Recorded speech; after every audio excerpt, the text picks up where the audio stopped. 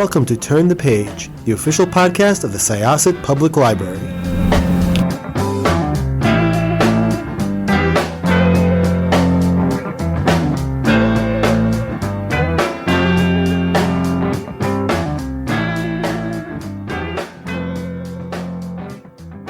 Hello, everyone. Welcome back to Turn the Page. I am one of your hosts today. I am Jen, a media librarian, and I am joined by... Hi, I'm Kay, and I'm one of the Reader Services librarians here at Syosset Public Library, and I'm here to give you books. That's my whole job. And today we're here to talk about a great book. Yes, we are so excited for our guest today, who is here to discuss a really gorgeous anthology of comics. It is it's beautiful, it's funny, it's sad, it is so many things, and I am very excited. So please, welcome to the show. Could I ask you to introduce yourself and your book, please? Hey, I'm Khai Krumbhaar, U.S. Army Sergeant retired. I'm one of the co-writers and co-editors of True War Stories, which just came out from Image Comics. Thank you so much for joining us. Could you tell... Along with Alex de Campi. I gotta get Alex's name out there because she's awesome. Alex is awesome, and you are awesome. We are so excited to be able to talk about this. So could you tell us a little bit about your career, your entry into comics, and how you came to this collaboration? This is one of the stories that people tell and you think, oh, that kind of thing doesn't really happen. It does. I was actually still in the military when I met Alex, and I think that I'd been on both my deployments. It was a while ago. We were staying at the same friends' couch during Comic-Con because it's impossible to get a hotel if you decide to go last minute. And as we were staying at the same friends' house, couch surfing, we started talking about things, and I, at the time, had kind of heard her name around because I'm a nerd, but I hadn't read very many of her comics, and I had forgotten that I'd read any of them, which is excellent, or I would not have been able to talk to her. And I started talking about how I had joined the Army when I was 18 and asked for the MOS most likely to send me into combat, and ended up spending 2 years training to be an Arabic linguist. And we talked about what that was actually like in practice and a little bit about going to Iraq. And Alex had a bunch of really fun stories from other people that she'd met and other veterans. And I told her this story, which is one of my favorite stories to tell and remains to this day one of my favorite Army stories to tell, about fighting rats for cookies.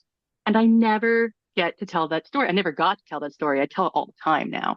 I never got to tell that story. Even when I did hometown recruiting, when I got back from my first deployment, I never got to tell that story because you have to tell the cool guy story. You have to tell the story about triumphing over evil, or you have to tell the war is hell story. You can't tell like just the ones that we tell each other.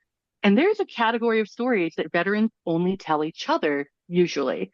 You might tell a very close friend, but there's things that people just don't get, or they don't want to get. And I'm not sure what it is. People in power. I'm not sure what it is about those stories that they don't like us to tell when we're doing press junkets or publicity or PR or whatever we're doing. But we always get told, oh, stick to the things people want to hear. I was telling Alex a story and she said, that's amazing. I never hear stories like that. And I said, oh, everyone's got stories like that. We should put that in a book. And I was like, yeah, sure. And then a few months later, we were talking and she goes, we really should put that in a book. I'm like, who's going to read this, Alex? And she's like, I promise you people will read this. So we talked a little bit and we did an 8-page kind of a teaser using my story, The Rebels of Macadamia, which again is about fighting rats for cookies. We did up an 8-page with Alex's plan was that we would have actual working comics artists illustrate veteran stories, like actual veterans from a wide variety of different conflicts. And it would be the stories that the veterans chose that they wanted to tell. It wouldn't be anything that we told them about. It wouldn't be anything that like their S2 was like, hey, tell this story in this interview. S2 is your security branch. So we did 8 pages of my story and we shopped it around to different places. And Alex's plan was that we were going to have enough money up front to pay all of our veterans and all of our artists. And if we couldn't get that, we weren't going to make a deal. And I thought, that is lovely and not going to happen. And she is just a force of nature, and she made it happen. It was incredible. We shopped around finally. We kickstarted it, and this outlet called Z2 did a printing of it, and that sold through. It did really well. And then Image was like, we like this. We would love to do a second printing. And if it does well, we would like to do a second volume. And we went, because so many veterans have read the book or talked to us when we were making the book and gone, oh, I wish I'd answered your call. I had this story. And I'm like, no, you should have answered. So we have already too many stories for a second volume lined up. And I think I've kind of gotten away from you on the question there. No, You you nailed called it. it. I got to say, when I was reading it, I will be honest, I didn't read the whole thing. I'm getting through it, but it's so good. I'm not saying like I stopped because it was bad. I stopped because I ran out of time. But Time. So we have a friend whose father is a Vietnam veteran. My dad is too. My dad's in the book. Yeah, fabulous. So reading these stories feels to me like talking to our friend's father, even though and I thought it was funny, especially when I read the rat story, which was my favorite story so far. I was like, this is something crazy that only they would be able to talk about, because like our friend's dad, sometimes he tells you stories and you're like, that didn't happen, because they're goofy.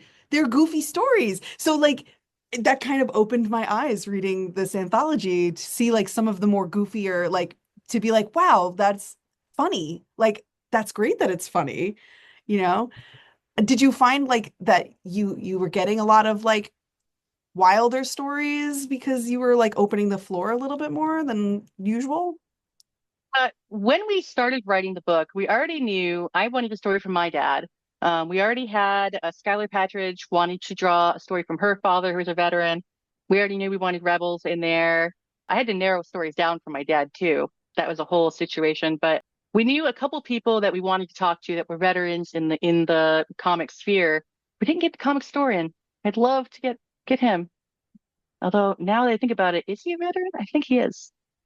Anyway, we already knew a few people that we wanted to talk to, and then Alex had sourced a couple veterans that approached her because Alex, who is the queen of the hustle, creatively speaking, just talks about her projects to everyone that might be interested in a not boring way. And so a lot of times she ends up with more sources than she needs.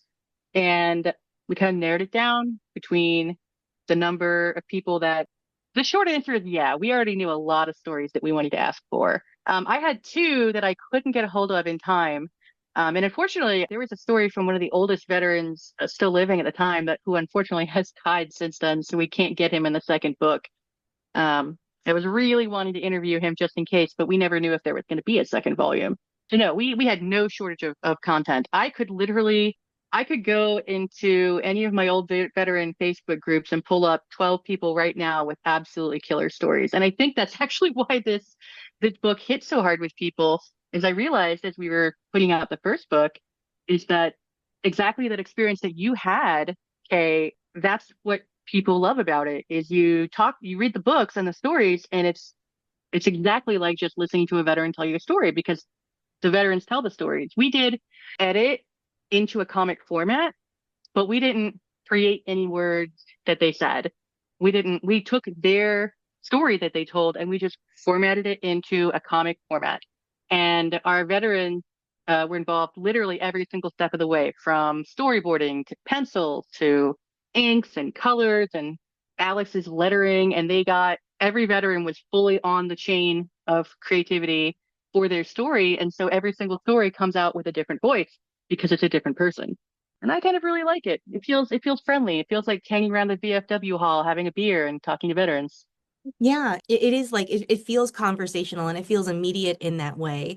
And they really do humanize, I think, the experience of being enlisted and being in a different place, or even not being in a different place. I think that it's just really like they are stories that, like, I think most people can't imagine themselves like, sleeping in a tent or doing these like major operations and stuff, but people can kind of imagine fighting rats for cookies. It makes it a little bit more accessible. It's actually there's a quote from my story about how war is big and you try to make it really small, and I think that's definitely an aspect here. Did you reach the story Airman Jennings the Impaler, or did you have to stop before then? I did. I didn't get there. Oh, it's one of my favorites, and I love it because the whole story is just there's an airman. He's on duty. It's shortly, like global tensions are very, very high. There's been a lot of, I think 9/11 was just before. Yeah, it was spring 2002, I believe, and he was in Okinawa. But he's a brand new baby airman. He has no idea what the military has in store for him, and he is to guard a roof. It's very important. And when you're a baby soldier or airman or sailor or whatever, or Marine, whatever you are, everything is very, very important. Everything. You don't know how to tell what isn't something you can kind of hand wave past. And that's intentional because you don't have the experience. So they actually instill every new service member with just an inability to rank the priority of things without any outside feedback. So anyway, this guy Jennings is on a roof and it's hot. He doesn't have enough water. He's just guarding some workers and he just starts vividly hallucinating. And the entire story is everything he's hallucinating about what he's going to do if these workers are suddenly terrorists. And it was one of my absolute favorites to look at, to read, to edit. It's so much fun. And I think that that's the kind of story that no one really tells for press junkets and military PR things, because who wants to hear a story? What general or what colonel or what sergeant major is going to sign off on you telling a story about hallucinating on a rooftop while doing duty guard? That sounds like a boring story, and it's not. I can't wait to finish the anthology now. I was I'm gonna not going do to it spoil it regardless, for but you. now I'm like really looking forward to it. Oh, I'm not going to spoil it for you, but it has one of my very favorite spreads in the entire book. I think you know the one that I'm talking about, the ultimate hallucination page. Yeah, So good. You're gonna love it. I'm excited. I really can't wait. Yeah. Were you a part of all of the conversations? Like, were they face to face? How did they all happen? So we did, because everyone is in different time zones. For example, Tyson Walsh, one of our authors, he's still in, and some of our veterans are still in, and we're all in different time zones, and we all have different things going on. I have twin toddlers. I didn't have them yet, but Alex has a kid and foster dogs that she's always taking care of, and she has again a very, very active comic and literary career now. She's had some books published since then, which you should definitely look up. They're great. And we ended up deciding that the best way for us to all stay completely in the loop was a Dropbox that everyone had access to their own folder and just really, really, really long email chains. Really long email chains. And every story had an email chain that was me and Alex, the veteran, and the pencil artists. I think everyone in our book who did pencils also did the inks, but I believe most of them were colored by other people. Yes, but I had to look. So as the thread went on, it was first just the three of us talking about the script, and then the artist gets looped in, and then the colorist gets looped in, and then the publishers later on get looped in, and it just got really unwieldy to a point, but also it was the only real way we could do it and have I hadn't really fallen in love with team management software the way I have since then. If we did it again, maybe I would be like, oh, we're doing Airtables for this. But at the time, long, long email threads were the way to go. What year did you start compiling all of these interviews and data and long? What a great question. I'm not going to trauma dump in the middle of the interview. I do have a head injury. And it took a really long time for them to diagnose it. And by the time that they did, there wasn't that much they could do. So there's just a certain amount of like the best kind of brain damage you can possibly have, I have. And I don't have a great sense of relative time. So I would have to guess, let's see, maybe 7 years ago. Okay. We started shopping the book around. That would be my best guess. Alex is going to listen to this and say, Kai, no. But again, I have no sense of relative time. Yeah. Literally none. If I'm not looking at a clock, I have no idea how long I've been doing something. Yeah, I've read a lot of Alex's books, so it did not surprise me that Alex was going to help make this anthology, because she does delve into so many different genres. So I was kind of like, oh, Alex's name is attached to this.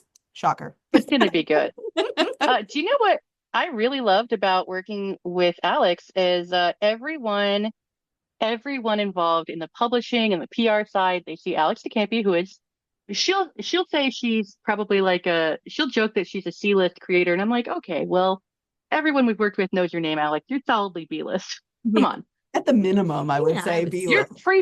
creeping up, lady. Every single time that somebody tried to talk over me or one of the veterans or not include us in emails or decisions, Alex would, and I could tell because she would reply all and then add, she'd go, all right, I'm looping in my co-creator here. You guys need to know I'm the one that knows the comic industry, and she is the one that is an excellent, she's a better writer than me, although I flatter myself that she didn't edit my story too much. So apparently I'm not as bad as I thought. And actually, I edited some of the stories in here as well into scripts because Alex is absolutely amazing at making you feel like a rock star in your own domain and not letting people talk over you. And that's just really cool to see. That's a great person to find yourself collaborating with. Right?